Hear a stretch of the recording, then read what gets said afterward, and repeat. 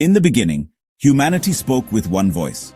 United in ambition, they dreamed of a tower so great it would pierce the heavens themselves. A tower to challenge the divine. But what began as mankind's boldest vision ended in silence, confusion, and ruin. This is the story of the Tower of Babel. Our story begins not in the realm of myth, but in the pages of history, recorded in the book of Genesis, chapter 11. The setting is the land of Shinar, a sun-drenched plain nestled between the Tigris and Euphrates rivers. This fertile crescent, known to us as Mesopotamia and corresponding to modern-day Iraq, was the very cradle of civilization. Here, in this land of new beginnings, humanity would embark on its most audacious project. Generations after the great flood of Noah had reshaped the world, humanity was experiencing a renaissance. Spreading across the plains, their numbers swelled. What truly defined them was their unity. They were one people, bound by a single universal language. This wasn't just a tool for communication. It was the engine of their collective consciousness, allowing for unprecedented collaboration. From this shared identity, a singular, monumental ambition began to take shape. Fearing they would be scattered across the face of the earth, a consensus emerged. A voice rose from the collective, echoing the desire of all. "Come," they said, "let us build a city and a tower with its top in the heavens and make a name for ourselves." They had discovered a new technology, the fired brick, stronger and more durable than sun-dried clay. Using bitumen for mortar, they had the materials to build on a scale never before imagined. This was to be more than a building. It was a man-made mountain, a ziggurat reaching for the sky. A testament to their ingenuity, but in reaching for the heavens, it was also an audacious act of unity and defiance.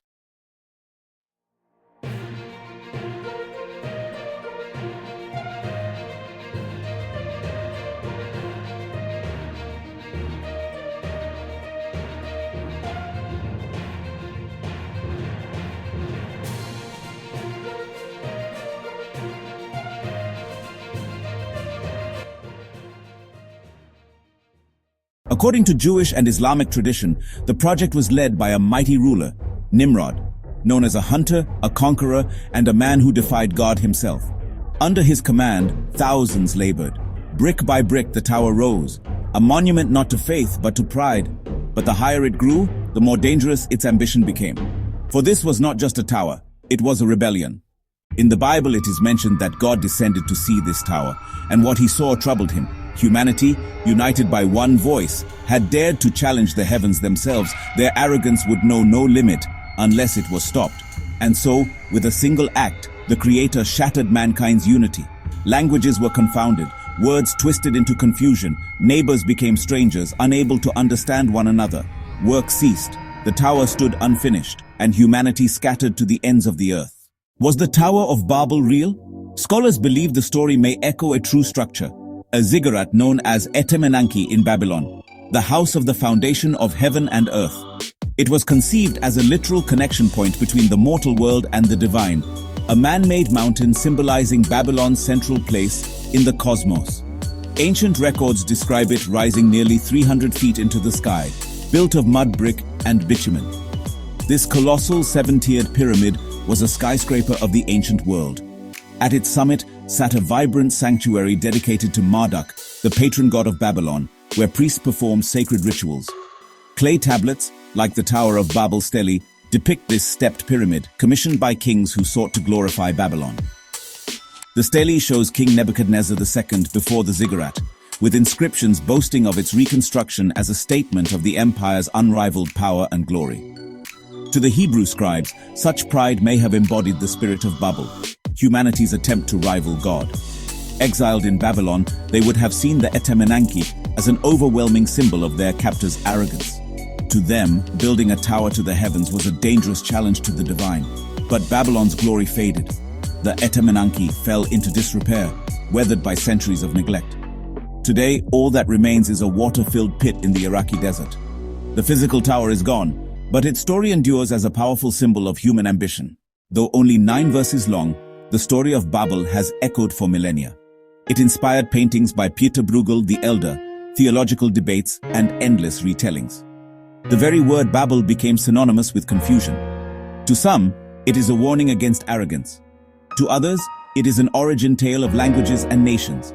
And to historians, it is a mirror into ancient Mesopotamia, where monumental towers once scraped the sky. The Tower of Babel stands as more than a myth etched in ancient clay. It is a profound allegory for our species' enduring struggle with ambition, pride, and the very limits of human achievement. The builders weren't just laying bricks, they were driven by a deep-seated fear of being scattered and forgotten, a desire to forge a singular, monumental identity.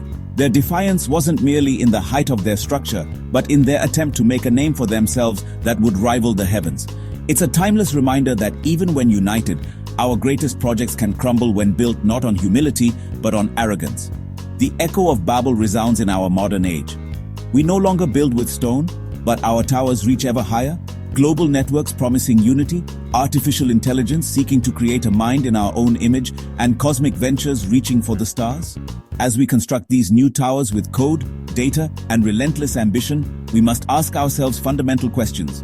Are we fostering genuine connection, or creating a digital cacophony where everyone speaks, but no one truly understands?